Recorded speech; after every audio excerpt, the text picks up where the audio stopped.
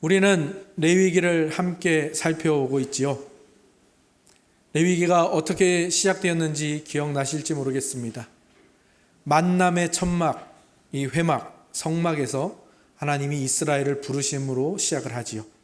그리고 부르심으로 시작해서 무엇을 이스라엘 백성에게 주시는가 하면 번제, 소제, 화목제, 속죄제, 속건제, 이 5대 제사를 이스라엘 백성에게 주십니다. 또 그 제사와 이 성막을 관장할 제사장을 위임하여 세우고요. 또 그 제사장들이 첫 제사를 드리는 아주 기념비적인 일들이 일어납니다. 하나님께서 이스라엘 백성을 어떻게 사랑하시는지 성막과 제사와 제사장과 제사 제도를 통하여 그 첫 제사까지 이어지는 이 모든 것이 정말 하나님이 이스라엘 백성을 얼마나 사랑하시는지가 드러나는 아주 귀한 일들이고요. 이것은 이스라엘 백성의 뇌리에 깊이 박혔을 것입니다. 그리고 하나님이 그들을 어떻게 사랑하시는지 그것이 그들의 삶에 아주 밀착된 모습으로 주어져서 이스라엘 백성은 매일매일 성막과 제사와 제사장을 보며 그렇게 하나님의 사랑을 느끼며 살아가게 되겠죠. 그런데 안타까운 일이 벌어졌었습니다. 무슨 일입니까? 나답과 아비후, 첫 제사장으로 세워진 나답과 아비후가 하나님이 명하시지 않은 불을 가져다가 분향하다가 하나님께로부터 불이 나와서 그들이 불에 태워지는, 불에 타 죽는 아주 엄청나고 끔찍한 사건이 일어났지요. 보통 우리는 이런 사건들을 만나면 당황하게 됩니다. 이 세대의 상식과는 맞지 않고 우리가 기본적으로 가지고 있는 이해와는 어긋나는 이 일들, 우리는 이런 이해의 한계에 부딪히게 되면 그 사건 앞에서 쪼그라들거나 그것을 받아들이기 힘들어하거나 그것을 그냥 넘겨버리려고 하는 그런 본능을 가지고 있지요. 그러나 어떤 일이 일어났을 때, 특별히 그것이 우리의 상식과 이해를 뛰어넘는다 했을 때는 그 일이 일어났을 때 우리의 상식과 이해를 먼저 대입하기보다는 하나님의 그 크심을 먼저 대입하는 것이 중요합니다. 하나님이 얼마나 크신지, 그리고 그 크심으로 우리를 얼마나 위하시고 얼마나 사랑하시는지, 그리고 그분이 얼마나 선하고 정말 인자하신지, 그래서 그 모든 것들을 가지고 얼마나 크고 위대하게 우리를 사랑하시는지 그것을 생각해 보는 것이 먼저 선행되어야 하는 것이죠. 굳이 그런 끔찍한 사건이 일어나도록 허용하셨다는 것, 그리고 그것을 기록하게 하셨다는 것, 그리고 오늘 이 16장에서 다시 그 일을 언급하고 계신다라는 사실은 하나님께서 이 사건을 그냥 우리에게 허락하신 것이 아니라 이 사건이 아주 중요하고 우리에게 하나님이 이것을 통하여 선하게 역사하신다라는 것을 우리가 짐작하며 이 사건을 보아야 하는 것이죠. 더군다나 이 사건이 있는 후에 11장에서 어떤 사건이 나왔습니까? 먹을 수 있는 짐승과 먹지 못하는 짐승에 대한 정결 규례와 또 곤충과 파충류에 대한 정결 규례가 나오지 않았습니까? 12장에서는 출산한 여인에 대한 규례, 13장에서는 나병, 그리고 14장에서는 그 나병이 나았을 때의 규례, 15장에서는 유출과 유출병에 대한 규례들이 나왔죠. 이 규례들이 왜 중간에 나오고 이 다른 불을 들인 사건, 그리고 이 규례가 중간에 나오고 다시 한번 이 다른 불을 들인 사건을 또 언급하는지, 이 구조와 이 크신 하나님의 계획을 우리가 연관지어서 생각해 볼 필요가 있는 것입니다. 왜 하나님은 계속해서 이 다른 불을 들인 이 사건을 연관지어서 말씀하고 계시는가? 16장 1절에 아론의 두 아들이 여호와 앞에 나아가다가 죽은 후에 나답과 아비후가 다른 불로 분향하다가 죽은 사건을 왜 또 여기서 언급하고 있는지 기억하고 싶지도 않은 끔찍한 사건인데, 앞서서 다룬 5대 제사, 위임식과 첫 제사, 그리고 11장에서 15장까지의 이 정한 것과 부정한 것을 구별하는 규례들, 그리고 오늘 본문이 말하는 속죄, 그 중심에 무엇이 있는가 하면 바로 이 다른 불 사건이 있다라는 겁니다. 레위기의 5대 제사가 무엇을 가리킨다고 했죠? 사랑의 5가지 본질을 가리킨다고 했죠. 그리고 그 사랑의 5가지 본질, 그리고 그 사랑의 5가지 본질이 포함하는 모든 사랑을 펼치기 위한 장으로서 하나님께서 성막을 주시고 제사 제도를 주시고 제사장이 세워지고 드디어 첫 제사를 드립니다. 하나님께로부터 불이 나와서 그 첫 제사를 아름답게 받으심으로 흠양하심으로 말미암아 이제 그 사랑이 펼쳐지게 되었구나. 우리 이스라엘 백성, 구원받은 백성, 오늘날 우리에게 그 사랑이 펼쳐지게 되었고 이제 그 사랑이 우리의 것이 되었구나. 근데 그걸 뭐가 방해하는 겁니까? 이 다른 불 사건. 이 다른 불로 상징되는 우리의 죄악된 본성이 그것을 방해한다는 겁니다. 하나님을 중심에 두지 못하고 나 중심, 자기 중심이 되어서 그것을 방해한다는 거죠. 그러니까 하나님께서 어떻게 하시는 겁니까? 11장과 15장의 정결 규례를 주시는 거예요. 왜요? 너 자신을 잘 살펴보라는 겁니다. 너의 본성이, 너의 죄악된 본성이 자꾸만 이 사랑을 방해하니까 그것을 성찰해 보라는 거죠. 그래서 11장은 언제나 어디서나라고 했었죠. 언제나 어디서나 우리 자신을 그 부정한 것에서 멀리 떼어놓으려고, 거룩한 것을 자꾸 채우려고 하고 하나님 중심으로 모든 것을 생각하고 하나님과의 관계에서 모든 것을 생각하라는 그것이 필요하다는 것을 11장이 말해주는 것이고요. 12장은 출산 규례를 통해서 우리 모든 인류가 그렇게 하나님을 떠나 부정한 대로 가는, 그래서 생명을 잃은 존재라는 것을 기억하라는 겁니다. 근데 그것으로 끝나는 게 아니라 출산한 여인이 정결해지는 기간이 있잖아요. 그 기간을 통해서 말씀해 주시는 게 뭡니까? 그래서 내가 너희에게 이 회개라는 기적을 주었노라. 그러니까 너희는 이 회개와 돌이킴을 사용해서 그렇게 죄악된 본성으로 자꾸 다른 불 사용하는 대로 가는 너희를 자꾸 이끌어서 하나님 안으로 들어가도록 애쓰라라는 것이죠. 그리고 13장의 그 나병 규례를 통해서 너희에게 그 죄악된 본성이 늘 찾아온다. 이 영적인 나병이 찾아온다. 그 영적인 나병에 어떤 특징이 있느냐? 죄가 너희를 잠식해 가는데 그것이 너희에게 아픔으로 느껴지지 않고 고통으로 느껴지지 않고 오히려 무감각해지고 오히려 그것을 쾌락으로 여기는 대로 갈 수 있다.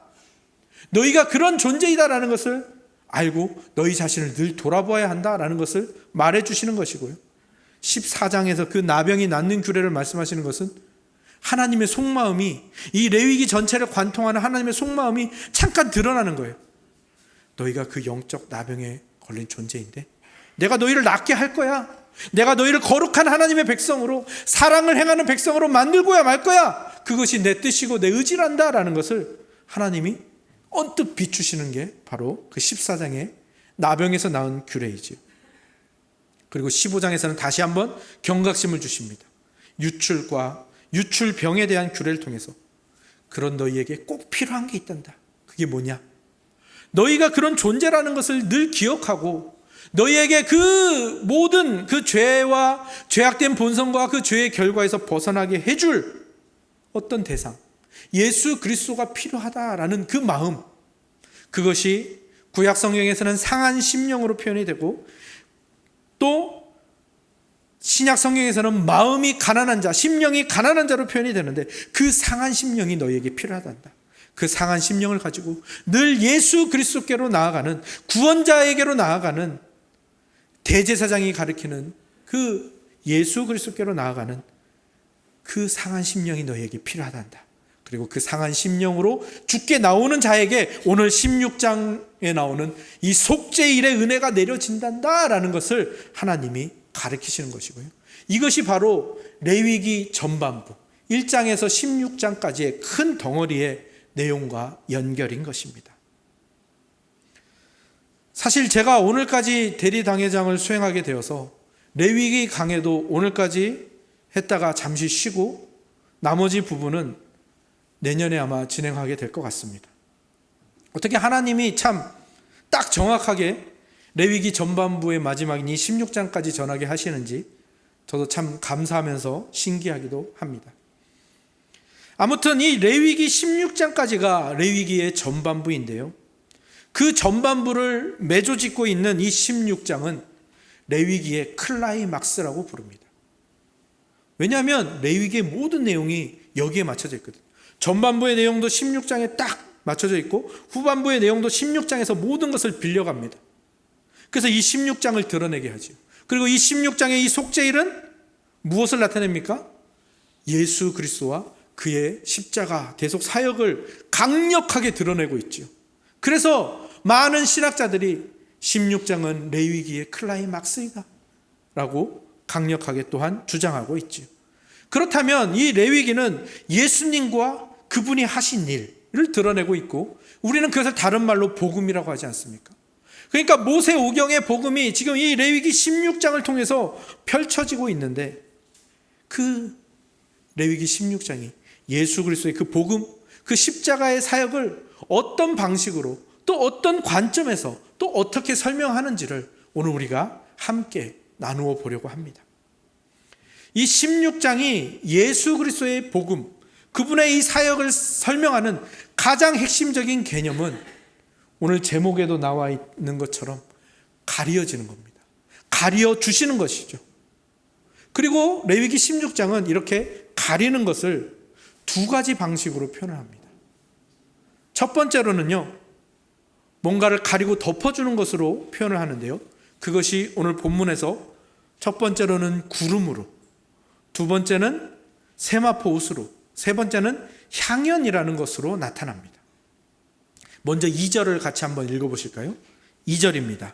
2절을 함께 읽겠습니다. 시작. 여호와께서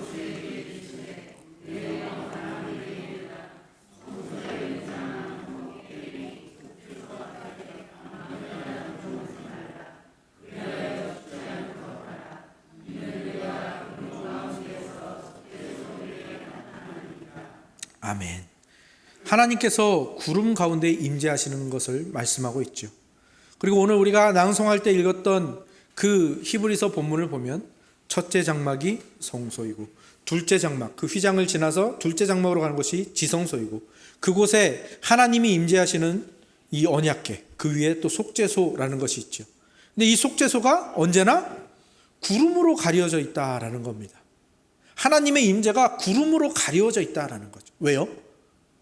우리를 죽지 않게 하기 위해서입니다. 이에 대한 이해를 위해서 여러분에게 한 가지 질문을 드려볼까 합니다.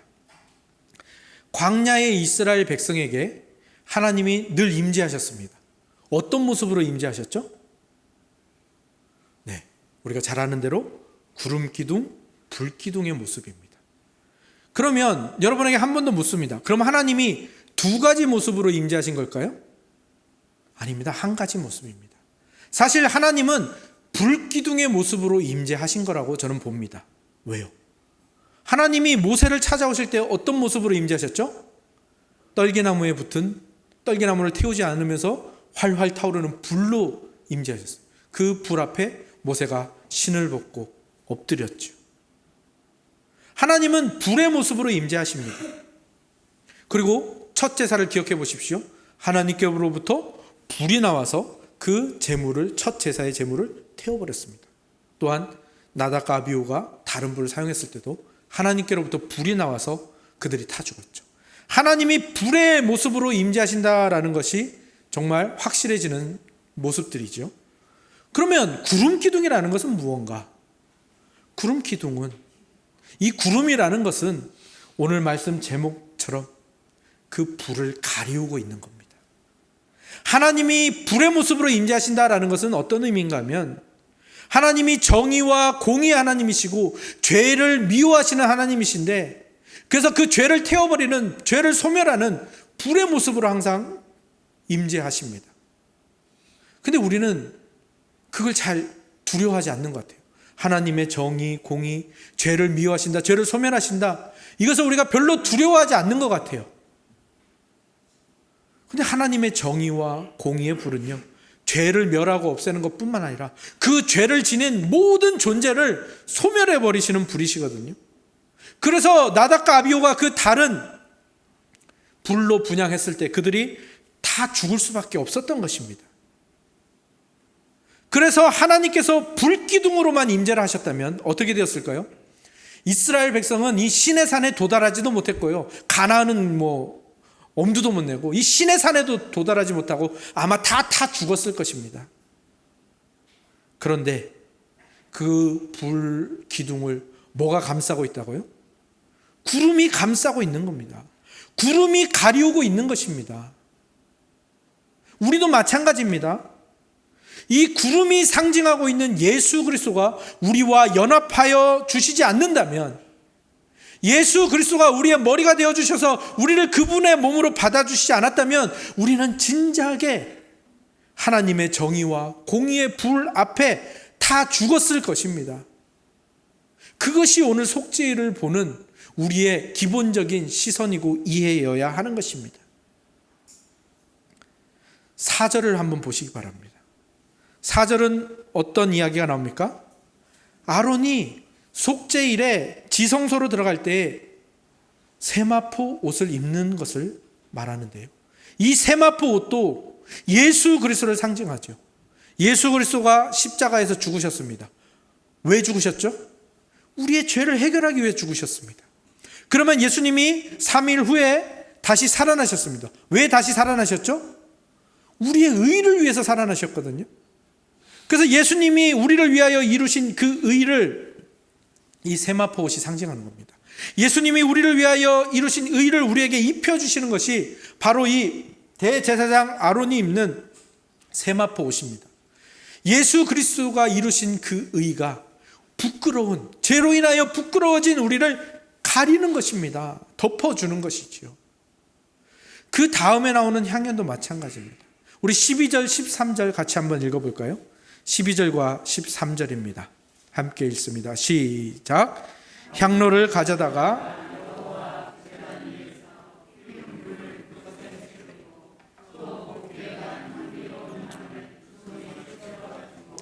휘장 안에 들어가서 여호와 앞에 분향하여 승거계 위 속죄소를 가리게 할지니 그리하면 그가 죽지 아니할 것이며. 정말 더 분명하게 드러나고 있죠. 우리가 이 향단, 향연 생각해 보면 그냥 쉽게 생각하는 것은 우리가 장례식장에 가면 많이 보는 거 있죠. 향로에 향이 꽂혀 있어서 연기가 펴 올라가죠. 지금 이 향연은 그 정도가 아닌 거죠. 아론이 가루로 된 향을 두 손에 가득 들고 들어가는 겁니다. 그리고 여호와께서 명하신 그 불 위에다가 이 향연을 넣는 거예요. 그럼 어떻게 될까요? 이 향이 팍팍 타면서 가루니까 더 잘 타겠죠. 연기가 그냥 뭉게뭉게 올라가서 성소와 지성소를 다 가리는 겁니다. 이 연기가, 향연이. 그래서 그 향연으로 그렇게 가리게 하는 목적이 뭐라고 합니까? 죽지 아니하기 위해서. 원래는 죄로 인해서 이 죄인인 아론조차도 지성소에 들어가면 그냥 죽어야 되는 겁니다. 하나님의 그 정의와 공의의 불 앞에 다 죽어야 되는 거예요. 그런데 이 향기로운 향연으로 가려지는 겁니다. 나답과 아비후가 불에 타 죽은 이유가 뭡니까? 이 분향단이 예수 그리스도와 그의 복음을 가리킨다고 했지 않았습니까? 근데 그거를 치워버린 겁니다. 다른 불로, 예수 그리스도 아닌 다른 것으로 하나님께 예배하려니까 불에 타 죽을 수밖에 없었던 거예요. 가려지지 않으니까요. 다른 것으로. 다른 불을 사용했다라는 것이 바로 그런 겁니다. 예수 그리스도 말고 다른 것으로 대체하겠다라는 것. 지금 그것이 어떤 의미인지가 이 속죄일에 와서 분명하게 드러나고 있는 거죠. 그러니까 이 구름, 세마포 옷, 향연 다 뭘 가리키는 겁니까? 예수 그리스도가 우리를 어떻게 사랑하시는지가 드러나는 것이고요. 이 예수 그리스도는 무엇을 가리는 겁니까? 양쪽을 다 가려주는 거예요. 우리 쪽으로는 뭘 가려주는 거죠? 자꾸만 이렇게 다른 불을 사용하고 싶은 우리, 그 죄악된 본성, 그리고 그 저지른 죄로 인하여 우리에게 일어난 죄의 결과들을 그 자기 중심성으로 향하여 폭주하려는 우리를 가려주고 막아주시고 하시는 것이 이 구름과 세마포옷과 향연의 역할인 겁니다. 하나님 쪽으로는 뭘 가리는 거예요? 아까도 말했듯이 정의와 공의의 불, 우리를 태우는, 우리의 죄와 우리를 태우는 그 불을 예수님께서 가려주시는 겁니다. 근데 이렇게만 말씀드리면 또 하나님이 그렇게 무서운 분이구나, 심판만 하시는 분이구나 라고 생각하실까 염려가 되기도 하는데요. 분명한 건 하나님은 죄를 그렇게 미워하십니다. 가증하게 여기시죠. 하지만 동시에 그 죄에서 우리를 구하기 위하여 자신의 전부이신 예수 그리스도를 내어주신다는 것, 그것이 오늘 이 속죄일에서 분명하게 드러나고 있는 것이고요. 그것이 하나님이 예수 그리스도를 통하여 우리에게 주신 복음의 정체인 것이죠. 아까도 말씀드렸다시피 이 속죄일이 예수님의 사역을 가려주시는 사역으로 표현하면서 그것을 두 가지 방식으로 표현한다고 했죠. 하나는 구름과 향연과 이 세마포 옷으로 이 방식으로 진행이 되고요. 또 하나는 두 염소로 표현이 됩니다. 속죄일에는요, 염소 2마리를 준비를 합니다. 그래서 그 두 염소를 준비해서 회막으로 가져가면요, 제비를 뽑아서 한 마리는 하나님께 속죄제로 드리고 한 마리는 살려둡니다. 먼저 이 속죄제로 드리는 이 염소는 죽여서 그 피를 다 뺍니다. 그리고 속죄제물로 하나님께 드리죠. 그리고 그에 앞서서 드렸던 수송아지의 피와 이 염소의 피를 가지고 아론이 지성소로 들어가는 겁니다. 그리고 이 피를 지성소 들어가서 그 법궤 위에, 그리고 그 법궤 주변에 이 피를 뿌립니다. 그 피가 뭘 하는 겁니까? 그러니까 예수님이 우리의 죄를 가리워 주신다는 것은 그냥 원래는 안 되는데 그냥 잠시 연기와 구름을 피워서 그렇게 가려주는, 눈 가리고 아웅을 하는 것이 아니라 뭘 하시는 겁니까? 그 죄의 결과인 죽음, 그 죄의 결과인 부끄러움을 당신의 죽음으로 다 감당하시고 다 그것을 이루셔서 그 당신의 생명으로, 그 당신의 죽음으로 우리를 덮어주시고 가려주시는 것이죠. 예수님께서 행하신 십자가의 사역이 바로 그것입니다. 하나님의 진노를 그냥 잠깐 가려주는, 잠깐 덮어주고, 내가 모른 척 해줄게, 이 정도가 아니라 우리의 모든 죄를 다 뒤집어 쓰시고 죽으심으로 우리의 죄가 해결되었고 우리가 죽음에서 벗어나 생명으로 나오게 된 것이지요. 또 한 마리의 염소가 있다고 했지요. 이 염소는 살아 있습니다. 그래서 이 염소를 도피 염소라고 부릅니다. 오늘 우리가 읽으신 본문에는 아사셀을 위한 염소라고 되어 있는데 그 번역보다는 오히려 도피 염소라는 이 말이 훨씬 더 원뜻에 가까울 것 같습니다. 이 염소는 어떻게 하죠? 먼저는 그 염소를 대제사장 아론이 데려다가 두 손으로 그 머리 위에 안수를 합니다. 그리고 무엇을 거기에 구할까요? 이스라엘의 죄악과 불의를 다 고합니다. 그러면 하나님께서 신비하게 역사하셔서 그 이스라엘의 모든 죄가 이 염소에게 옮겨지게 됩니다. 이것을 한문으로는 전가라고 합니다. 죄의 전가가 이루어지는 것이죠. 그래서 이 죄가 이 염소에게 전가가 되면 이제 선택된 한 사람이 이 염소를 안고 광야로 갑니다. 그리고 광야에 정말 깊고 깊은 곳으로 가서 정말 더 이상 가기 어려운 곳까지 가서 이 염소를 거기에 놓아줍니다. 그리고 그 염소가 그 정말 접근하기 어려운 그 광야로 가는 것을 보게 되죠. 이건 또 무엇을 상징하는 것일까요? 사실은 죄와 불의와 자기 중심성에 가득한 이스라엘 백성은 하나님 앞에 예수 그리스도가 아닌 다른 불로 분향하고 싶어하는 존재인데, 그래서 이미 분향한 존재이죠. 그래서 이들은 그렇게 하나님 밖으로 나가, 예수 그리스도가 없으니까요, 하나님 밖으로 나가서 사망의 깊은 골짜기로 가서 그렇게 비참하게 죽을 수밖에 없는 존재라는 것. 근데 이거를 누가 대신 뒤집어 쓰신 거예요? 이 염소가 상징하는 예수 그리스도가 그 모든 것을 다 뒤집어 쓰시고 십자가를 지시고 그 골고다의 언덕을 올라가시는 그 모습을 상징하는 겁니다. 그래서 어떻게 되는 거예요? 하나님 밖에서 죽을 수밖에 없던 우리의 그 운명과 그 결론이 예수 그리스도가 다 감당하시니까 우리는 어디로 나가게 되는 겁니까?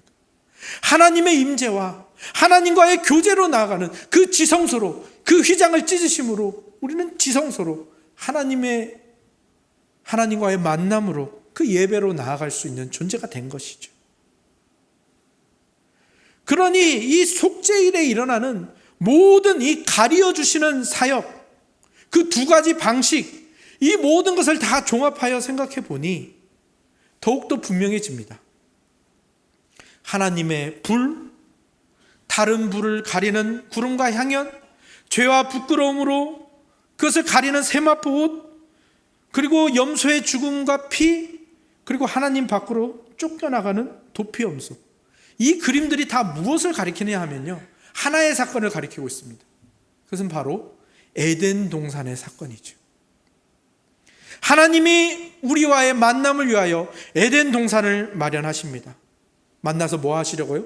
영원토록 행복한 사랑을, 영원한 생명과 함께 누리도록 하나님이 에덴 동산을 마련하십니다. 그 에덴 동산이 바로 이 성막을 상징하고요, 그 에덴 동산에서 이루어지는 모든 일들이 이 5대 제사가 가리키는 사랑의 본질들이 가리키는 것입니다. 그렇게 하나님이 우리와 만남을 위하여 마련하신 이 에덴 동산, 그리고 하나님께서 말합니다. 선악과를 먹지 말라. 다른 말로 하면 무슨 말입니까? 레위기로 하면 하나님께 명하신 불로만 분향하라는 겁니다. 그런데 어떤 일이 벌어졌습니까? 사람이 자기 중심성으로 폭주하여 뭘 했습니까? 선악과를 따먹고야 말았습니다. 다른 불로 분향해버리고야 말았던 겁니다. 그래서 어떻게 되었죠? 에덴 동산에서 쫓겨나게 된 거예요. 그리고 하나님이 에덴 동산을 쫓기고 뭘로 에덴 동산을 지키시죠? 두루 도는 화영검. 오늘 본문에 나오는 구름이 가리는 그 불기둥 이어지고 있지 않습니까? 그리고 우리가 그 다른 불을 사용함으로 말미암아, 선악과를 따먹으로 말미암아 우리에게 주어진 죄의 결과 중에 하나가 무엇이었습니까? 부끄러움이었습니다. 벌거벗었다라는 것이 부끄러움. 그래서 하나님이 어떻게 하시죠? 양을 죽여서 그 가죽을 옷으로 주셔서 그 부끄러움을 가리게 하시죠. 오늘 본문에 나오는 세마포 옷과 염소의 피가, 수송아지의 피가 바로 그것을 상징하는 것입니다. 그리고 하나님께서 무엇을 약속하십니까? 여자의 후손을 약속하시죠. 왜요? 그 여자의 후손이 뭘 하니까요?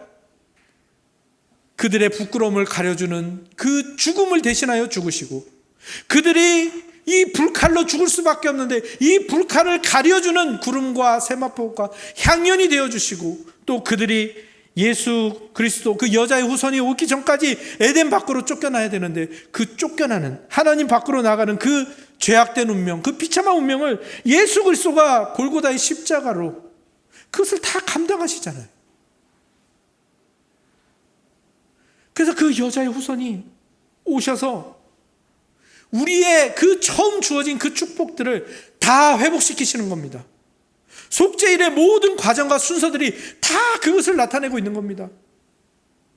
먼저는 구름과 향연이 되어 불칼, 그 하나님의 정의와 공의의 불칼을 가려주십니다.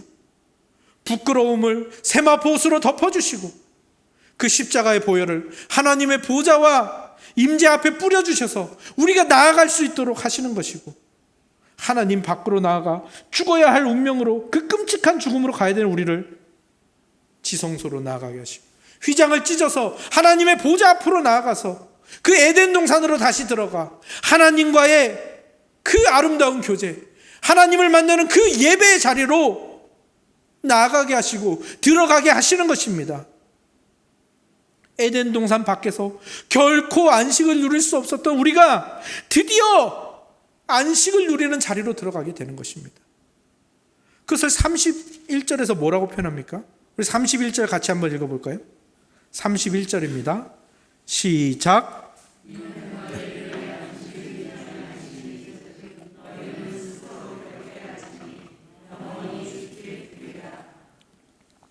안식일 중에 안식일. 이 번역도 사실 저는 의미가 있다고 생각하지만 더 좋은 번역은 진정으로 안식하는 안식일이 되는 거예요. 진정한 안식, 그것이 어떻게 주어졌다고요? 예수 그리스도의 그 놀라운 희생과 예수 그리스도의 그 모든 가치를 다 투입해서 우리에게 이루어졌다라는 것입니다. 그러니 오늘 우리가 드리는 이 예배 자리가 바로 그렇게 이루어지고 그렇게 마련된 자리라는 것을 우리가 잊지 말아야 합니다. 여러분이 지금 여기에서 안식을 누리고 있는지, 그 안식일 중에 안식일, 안식하는 안식이라는 말이 가지는 의미를 다시 한번 깊게 생각해 보시기 바랍니다. 오늘 우리가 여기에 모여서 예배합니다. 이 예배 시간이 어떤 시간입니까? 여러분이 그냥 잠깐 짬을 내가지고 잠깐 한 시간보다 조금 더 그렇게 하나님께 이렇게 인심 쓰는 그런 시간입니까? 아니면 1년 52일, 주일이 52번 있는데 그 중에 하루 그냥 그런 날입니까?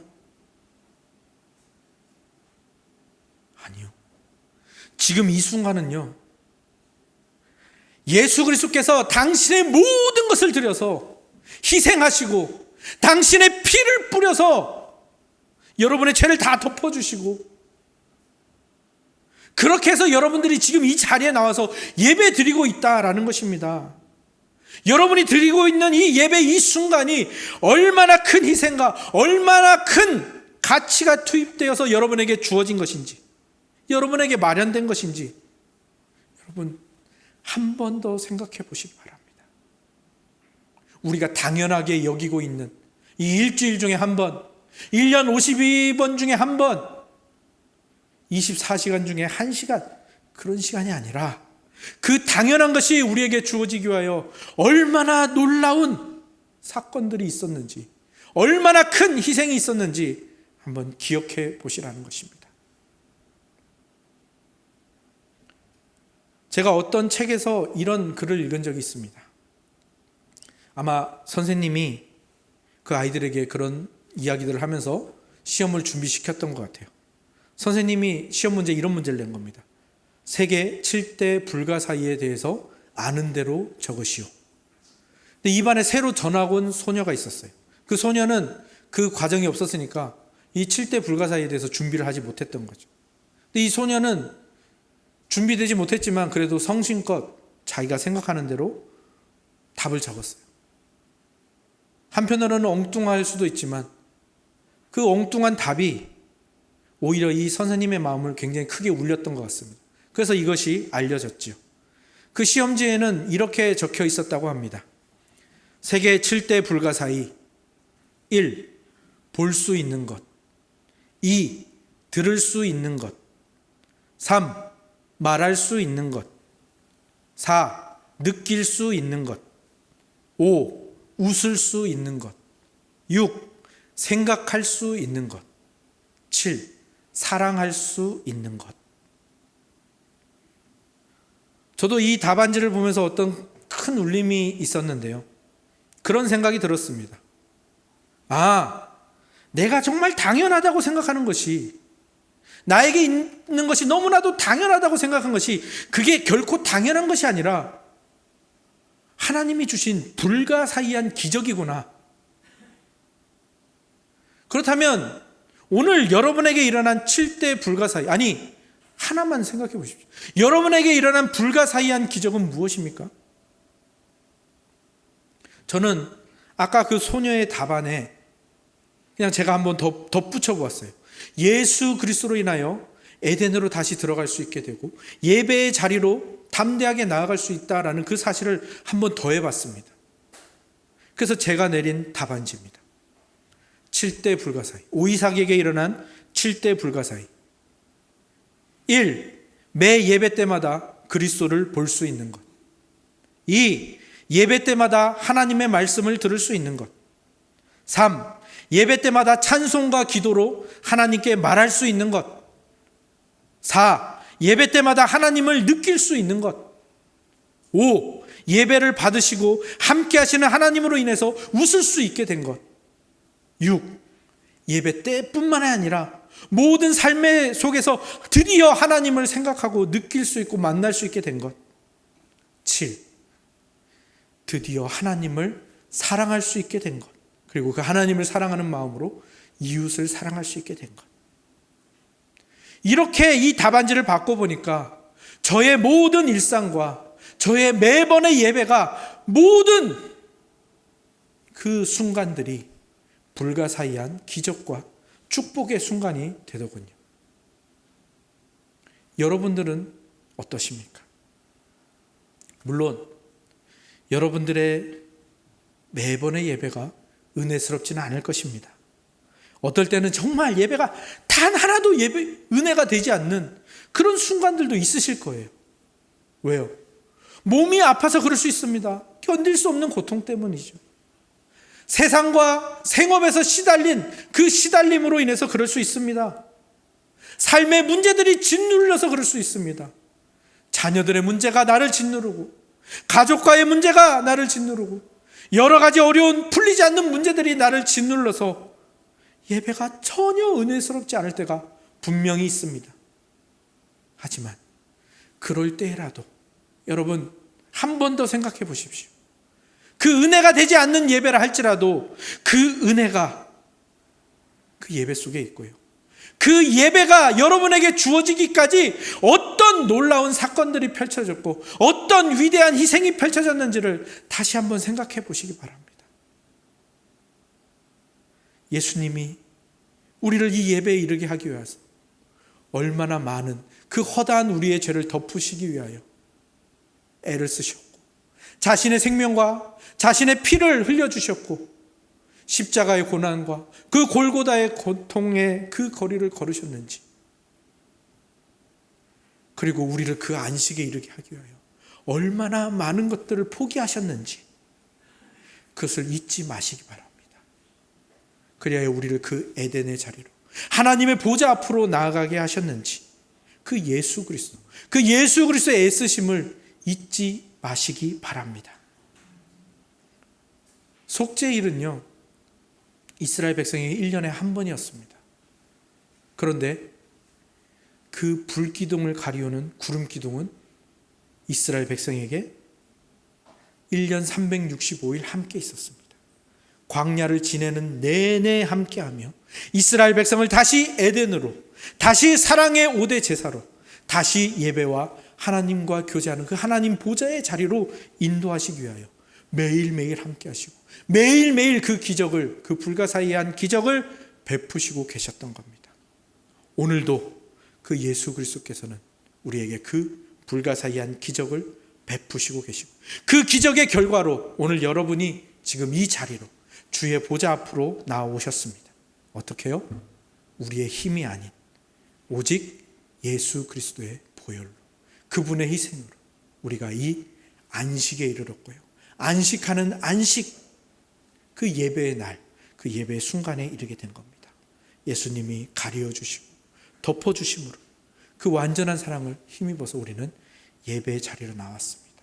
그 예배 자리에 나오신 여러분, 그 예배가 여러분에게 어떻게 주어졌는지를 기억하며 신실하게 예배하시고 신실한 예배자로 서 가시기를, 그리고 그 안에서 진정한 안식 중에 안식을 누리시는 저와 여러분들이 다 되시기를 주님의 이름으로 축원합니다. 아멘.